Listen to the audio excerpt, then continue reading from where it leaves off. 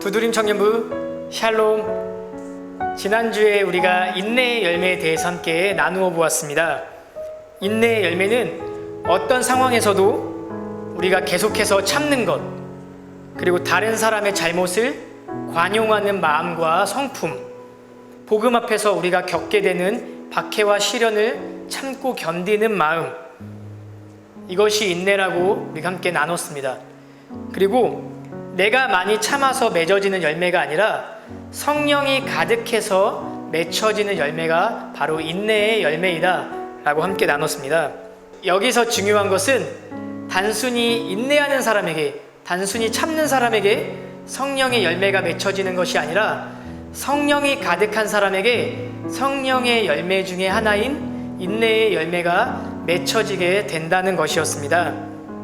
온라인, 우리 삶에 성령의 9가지 열매를 켜다. 오늘은 5번째 열매인 친절의 열매에 대해서, 자비의 열매에 대해서 함께 나누고자 합니다. 5번째 열매인 친절의 열매를 설명하기 앞서 여러분에게 간단하게 설명드릴 게 있습니다. 우리가 지난주에 배웠던 인내의 열매, 그리고 오늘 배우게 될 친절의 열매, 다음 주에 배우게 될 양선의 열매에는 공통점이 있습니다.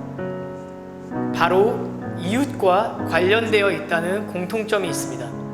그래서 이 3가지의 열매를 올바로 이해하려면 이웃의 개념을 먼저 바로 알아야 합니다. 나에게 이웃이 어떠한 존재인지, 어떠한 영역까지 나의 이웃인지, 우리가 그 이웃의 개념을 올바로 정립해야 나에게 이 3가지의 성령의 열매를 우리가 어떻게 우리 가운데 일어날 수 있는지 정리할 수 있게 되는 것입니다. 먼저 성경이 말하는 이웃이란 뭘까요? 성경이 말하는 이웃은요, 거리상으로는 가까운 사람, 가까이 혹은 주변에 사는 사람을 이웃이라고 합니다. 또 관계상으로는 어려움에 처한 사람을 도와주는 모든 존재, 모든 사람들이 바로 그의 이웃이다라고 이야기할 수 있습니다. 그리고 구약에서와 또 신약에서의 이웃의 개념이 좀 다른데요, 구약에서의 이웃은 철저히 혈족 중심, 동족 중심이었어요. 즉, 나의 혈족이 아니다, 나의 동족이 아니다, 그러면 이웃이 아닌 거죠. 근데 신약으로 넘어오면요, 이 이웃의 개념이 확대됩니다. 왜요? 이웃에 대한 예수님의 가르침을 통해서 이 이웃의 울타리가 넓어지게 되는 거예요. 예수님의 가르침은 혈족, 동족을 넘어서 이방인, 즉 원수까지도 이웃이다, 사랑해라 라고 말씀해 주시는 부분이 있습니다. 누가복음 10장 25절 37절 사이에 보면 강도 만난 자가 나오죠. 강도 만난 사람이 나오고 예수님이 누가 진짜 이웃이냐라고 말씀하세요. 누가 진짜 강도 만난 자의 이웃이냐라고 물으십니다. 우리가 다 아는 것처럼 사마리아 사람이 진짜 그 강도 만난 자의 이웃이 되어주죠.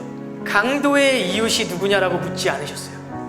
강도 만난 사람의 이웃이 누구냐, 즉 어려움에 처한 사람, 우리 가운데 우리 주변에 어려움에 처한 사람, 그 이웃이 누구냐라고 예수님이 우리 가운데 묻고 계신 것입니다.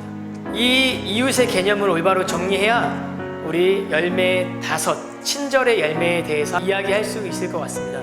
친절의 열매란 무엇일까요? 여기서 말하는 친절은요, 자비로도 해석될 수 있습니다. 친절, 자비를 뜻하는 크레스토테스라는 이 헬라어는요, 기본적으로 친절한 성품이라는 의미를 가지고 있습니다. 또 다른 사람에게 기꺼이 봉사하려는 그 마음가짐의 의미도 담고 있습니다.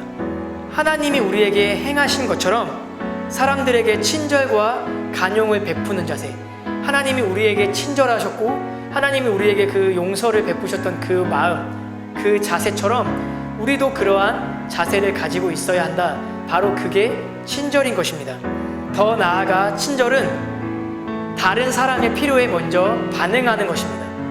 내가 이 사람을 돕고자 할 때 이 사람에게 이게 필요할 거야 라고 이미 확정짓고 돕는 것도 우리의 친절일 수 있지만, 성경이 말하는 친절은요, 내가 필요해서 돕고자 하는 게 아니라 이 사람의 필요가 무엇인지 고민해보고, 또 이 사람의 그 필요가 나에게 느껴진다면 그 필요에 내가 반응하여 돕는 것, 그것이 바로 친절이라고 말하고 있습니다. 여러분, 다른 사람의 필요에 내가 반응하려면 어떻게 해야 될까요? 우리가 먼저 그 사람의 이웃이 되어야 한다는 것입니다.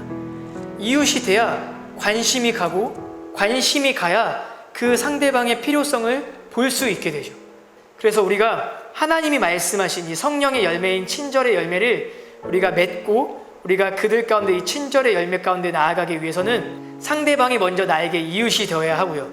또 그 상대방이 무엇을 필요로 하는지, 어려움 가운데 처해 있을 때 무엇을 필요로 하는지 우리가 관심 있게 보아야 한다는 것입니다.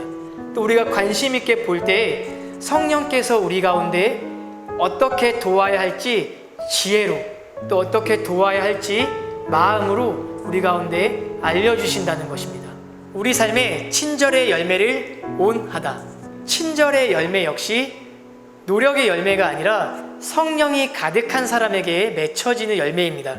또 이웃이 없이는 절대 맺혀질 수 없는 열매예요. 이웃이 없이 내가 이 친절의 열매를 설명할 수는 있어요. 또 이 친절의 열매는 이해할 수 있어요. 그러나 이 친절의 열매를 베풀고 맺혀지기까지는 우리에게 이웃의 존재가 반드시 필요합니다. 이 친절의 열매를 통해서 함께 배워보기 원하는 것, 또 돌아보기 원하는 것은 나의 이웃이 누구입니까에 관한 질문입니다. 여러분의 이웃은 누구입니까? 가까이 사는 사람일 수 있고요. 또 우리가 매일 만나는 사람일 수 있겠죠. 그리고 또 오늘 말씀을 통해서 배우게 된 것처럼 어려움에 처한 사람이 나의 이웃이 될 수도 있습니다. 여러분, 친절은요, 이웃의 필요에 우리가 먼저 반응하는 것입니다. 성령이 충만한 나의 모습 가운데 이웃의 필요가 보여지고, 그 이웃의 필요에 하나님이 주신 말씀 가운데 반응하는 것, 그것이 바로 이 친절의 열매의 구조인 것입니다. 성령이 가득한 사람은요, 나를 위한 사람이 아니라 우리를 위한 사람이에요. 나를 위한 시선에서 우리를 위한 시선을 베풀 수 있는 사람, 다른 사람에게 친절을 베풀 수 있는 그 열매, 성령이 가득한 사람이 맺을 수 있는 또 하나의 열매인 것입니다. 그래서 이번 주 두드림 챌린지는요, 친절 베풀기입니다. 일주일 동안 나의 이웃 한 명에게 친절을 베풀어 보는 거예요. 격려의 말도 좋고요, 또 평안의 인사도 좋고요, 또 위로, 축복의 인사도 좋고요, 또 아니면 작은 선물들을 전달해도 좋을 것 같습니다. 그러나 한 가지 조건이 있어요. 뭐냐면 내가 하고 싶은 것을 전달하는 관점이 아니라 상대방의 필요가 무엇인지 성령의 음성을 듣고 성령의 도우심을 구하고, 그리고 상대방의 필요에 먼저 반응하는 마음으로 우리가 일주일 동안 딱 한 명의 이웃에게 이 친절의 마음을, 이 친절의 열매를, 이 친절을 베푸는 시간을 가졌으면 좋겠습니다. 이웃이 없이는 절대 베풀 수 없는 이 친절의 열매 가운데 우리에게 이웃이 누구인지, 이웃이 어디까지인지 먼저 정립해보고, 또 그 이웃에게 친절을 베푸는 우리 두드림 이청년부가 되기를 소망합니다. 네, 우리가 사실 코로나로 인해 많은 것들이 막혀져 있지만 그 속에서도 하나님의 섭리와 또 하나님의 은혜들을 발견해내는, 또 발견하고 꼭 누리는 우리 이청년부가 되었으면 좋겠습니다. 하나님의 가을을 누리는 우리 이 기간들이 되기를 바라면서요, 다시 한번 인사할게요. 샬롬.